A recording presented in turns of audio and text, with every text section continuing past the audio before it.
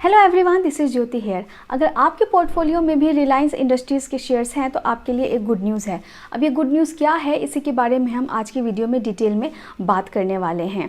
अब इसी good news के बारे में फ्राइडे 31 मार्च को इस स्टॉक में 4% तक का अपसाइड मूवमेंट देखने को मिला। वैसे अगर इसके परफॉर्मेंस की बात करें तो पिछले 4 महीनों में ये एक अंडर परफॉर्मर रहा है और इसमें 18% तक का करेक्शन भी देखने को मिला है। और यही नहीं, मार्च 20 मार्च को इसी साल इस स्टॉक ने अपना 52 वीक्स का लो भी बनाया था, जहां पे ये स्टॉक 2180 तक के आसपास पहुंच गया था, जबकि करंटली ये स्टॉक 2330 के आसपास ट्रेड कर रहा है। वहीं लास्ट ईयर अप्रैल 2022 में इस स्टॉक ने अपना 52 वीक्स का हाई बनाया था, जहां पे ये स्टॉक 2855 के आसपास पहुंच गया था। तो इस तरीके से इसकी परफॉर्मेंस रही है। लेकिन फिलहाल जो अभी न्यूज़ आई है फ्राइडे को, इस न्यूज़ की वजह से इस स्टॉक में एक अच्छा मूव देखने को मिला है। अब उस न्यूज़ के बारे में मैं अब आपको डिटेल में बताने वाली हूँ, लेकिन उससे पहले अगर आप चैनल पर फर्स्ट टाइम विजिट कर रहे हैं तो चैनल को सब्सक्राइब करके ज़रूर रख लीजिए। और at the end of the video अगर वीडियो इन्फॉर्मेटिव लगे तो आप इसे एक लाइक ज़रूर कीजिए। अब जिस गुड न्यूज़ के बारे में मैं बात कर रही हूँ वो ये है कि रिलायंस इंडस्ट्रीज़ अपने फाइनेंशियल सर्विसेज वाले बिजनेस को डीमर्ज करके उसे एक अलग नाम से स्टॉक एक्सचेंज पे लिस्ट कराने वाली है।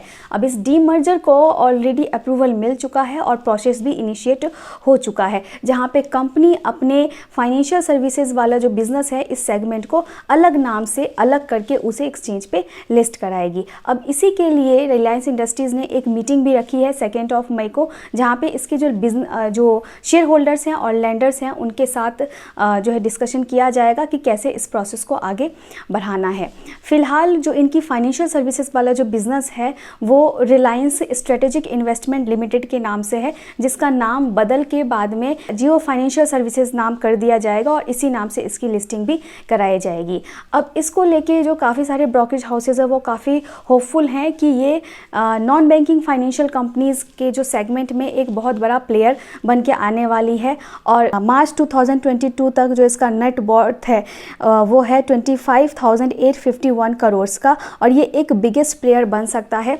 तो ये जो मैंने आपको बताया 25,851 करोड़ का जो इसका नेट वर्थ है वो इसके फाइनेंशियल सर्विसेज का बिज़नेस है, जो फ़िलहाल रिलायंस इंडस्ट्रीज़ का पार्ट है, जो बाद में अलग हो जाने वाला है। तो ये एक बहुत बड़ा न्यूज़ है। इसके साथ ही कंपनी ने जो अपना क्वार्टरली रिजल्ट अनाउंस किया था उसमें ये भी बताया था कि जो भी रिलायंस इंडस्ट्रीज़ के जो शेयर होल्डर्स हैं उनको रिलायंस इंडस्ट्रीज़ के एक शेयर के बदले एक और शेयर मिलेगा जियो फाइनेंशियल सर्विसेज का, जब ये डीमर्ज का प्रोसेस हो जाएगा तब। तो ये एक बहुत ही बड़ा गुड न्यूज़ है उन सभी के लिए जिनके पास रिलायंस इंडस्ट्रीज़ के शेयर्स हैं।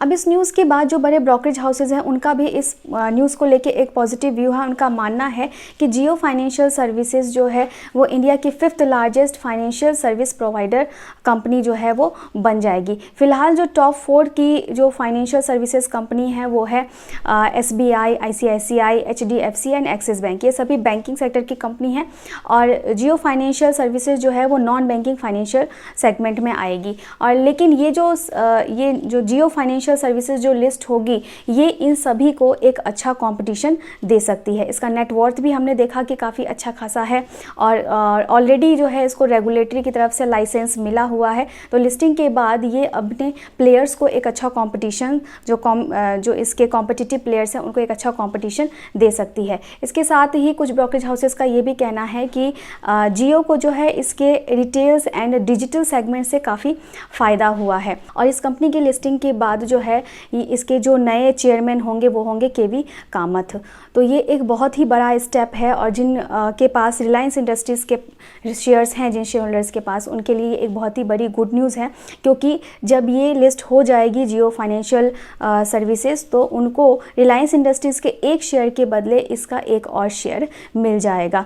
तो ऑलरेडी जो ये डीमर्जर का जो प्रोसेस है वो इनिशिएट हो चुका है, चल रहा है और 2 मई को जो है इसकी मीटिंग भी रखी जाएगी। इसके बाद जो ये जो प्रोसेस है वो कंप्लीट हो जाएगा और उसके बाद जितने भी रिलायंस इंडस्ट्रीज़ के शेयर होल्डर्स हैं उनको एक शेयर्स के बदले एक और जियो फाइनेंशियल सर्विसेज का शेयर मिल जाएगा। तो इसीलिए मैंने आपको बोला था कि ये एक बहुत बड़ा गुड न्यूज़ है।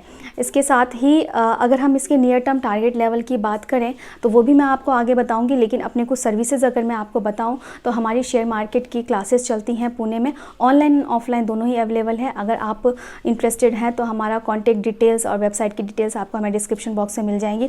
इसके अलावा किसी भी तरीके के आपको फाइनेंशियल सर्विसेज की रिक्वायरमेंट है, चाहे आपको म्यूचुअल फंड खुलाना है या फिर डीमैट अकाउंट खुलाना है या किसी भी तरीके के आपको फाइनेंशियल सर्विसेज से आपको कुछ आपको हेल्प चाहिए तो आप हमें कांटेक्ट कर सकते हैं। हमारा टेलीग्राम चैनल आप फॉलो कर सकते हैं तो डेली के अपडेट्स के लिए, जिसकी लिंक्स आपको हमारे डिस्क्रिप्शन बॉक्स में मिल जाएंगी। तो आगे हम जैसे बात कर रहे थे नियर टर्म टारगेट लेवल की, तो उसके बारे में अगर हम बात करें तो जो फ़िलहाल जो ये स्टॉक है ये ट्रेड कर रहा है 2331 पे, और जो पहला इसमें नियर टर्म टारगेट लेवल ये टच कर सकता है वो है 2400 का। फिर आगे ये स्टॉक जो है 2450 एंड देन 2575 तक का टारगेट लेवल ये टच कर सकता है। स्टॉप लॉस ये आप पहला इसमें फॉलो कर सकते हैं 2285 का, और फिर ये 2260 तक भी नीचे आ सकता है। फिलहाल जैसा मैंने आपको बताया था कि पिछले 4 महीनों में ये काफ़ी अंडर परफॉर्मेंस रहा है, 18% तक का फॉल भी इसमें देखने को मिला है। लेकिन जब से ये न्यूज़ आई है उसके बाद ही फ्राइडे के सेशन में इसी स्टॉक में 4% का सडन जंप भी देखने को मिला है, और ये एक बहुत बड़ा न्यूज़ है रिलायंस इंडस्ट्रीज़ के शेयर होल्डर्स के लिए। तो अगर आप कहीं लेने का सोच रहे थे तो आप इसमें जो मैंने नियर टर्म टारगेट लेवल बताए हैं उसको देखते हुए आप इसमें एंट्री कर सकते हैं। अगर आपके पास है तो ऑफकोर्स होल्ड करके रखें। मार्केट के कैप के हिसाब से इंडिया की लार्जेस्ट नंबर 1 कंपनी है ये। तो होप करती हूँ कि ये वीडियो आपको अच्छा लगा होगा। जो भी मैंने आपको बताया ये मेरी एनालिसिस है, ये मेरी स्टडीज़ है। आप अगर आगे इसमें जो भी स्टेप लेना चाहते हैं तो अपनी एनालिसिस करके ही लें। अगर सीखना चाहते हैं तो पहले सीख लें, उसके बाद ही इसमें कोई डिसीज़न लें। तो होप करती हूँ वीडियो आपके लिए हेल्पफुल रहा होगा। हेल्पफुल रहा है तो एक लाइक ज़रूर करें। Thank you.